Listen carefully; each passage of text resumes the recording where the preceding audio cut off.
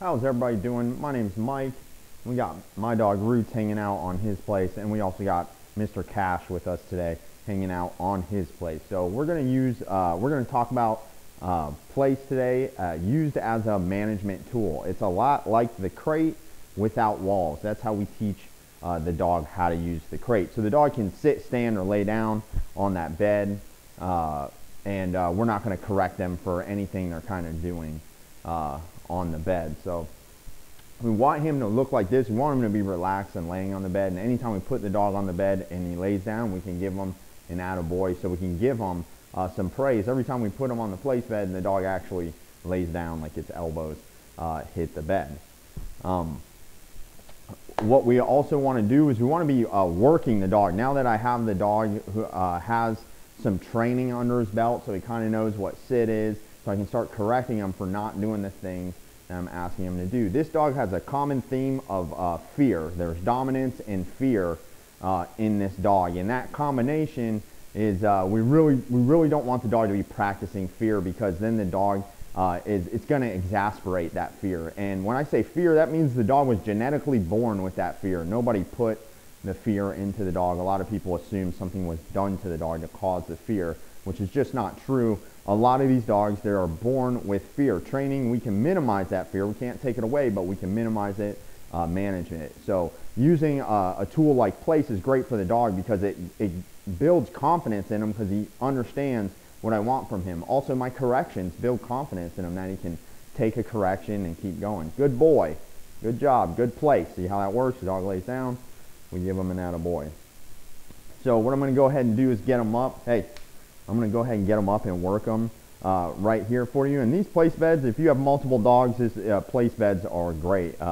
They are only a few feet apart from each other. The camera makes it look like they're much farther, but I can basically touch each bed from where I'm standing. So the dogs are not far apart from each other at all. And this gets the dog used to being around another dog, working, and not just going right up to the dog, running up to the dog, practicing dominance, doing all those kind of things. Well, the place bed's also going to keep the dog from free roaming your home and hiding behind things, which is definitely fear. When the dog's unsure and starts barking at something, that is also practicing fear and exasperating it. And we want to put a stop to that. We want to discourage that. We want to encourage the dog to do things like this and be calm. Good boy, Cash. Good place. So I'm going to go ahead and start working them right now so you can see what that looks like. Okay, heel. Good boy. Good boy. So we reward them just for doing that. Sit. Good boy. We reward them just for coming up off the place bed. Just for coming up off the place bed. We reward them because in the beginning this dog would not walk with you at all. So we reward him for every time he makes that choice to do the thing we want him to do. We encourage that. Heel. Good boy. Sit. Attaboy, attaboy. And we're not using an e-collar with him yet. We're going to be using one real soon to reinforce all these things that I'm doing. But at first we teach him without the e-collar, and then we use the e-collar to reinforce it. Place. I lead him onto the place bed. I use the leash to give him a little direction. Good place, good place. Okay, heel. Attaboy, good job. Sit.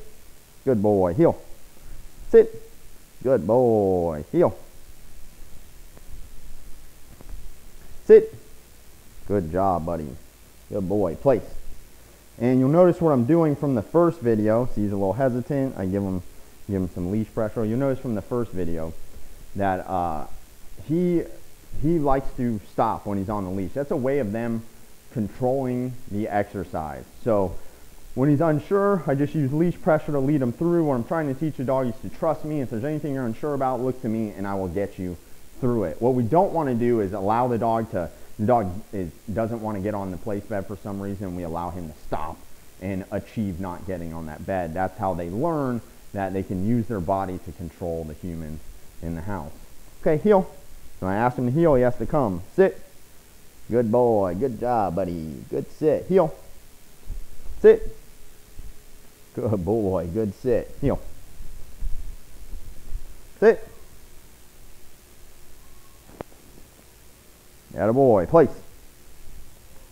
I'm going to lead them right onto the place bed with the leash. And from there, I drop the leash, and if the dog goes to get off, I will correct them. That's how we maintain the dog. So that's it. We want to just work them for a short period of time, and in the things we've been doing with them, and just every day we're working the dog with repetitions of the place bed, the sit, heel, and doing all those things, the den, getting them in and out of the crate. We're doing all those things over and over again, getting the dog used to what we want, desensitizing them, and getting them in a way where this is just his daily life, where he is just used to performing these things on a daily basis. This is what's going to make life much easier in your home, is if you have multiple dogs, having multiple place beds to maintain them, using crates to maintain them, and also using a leash on them.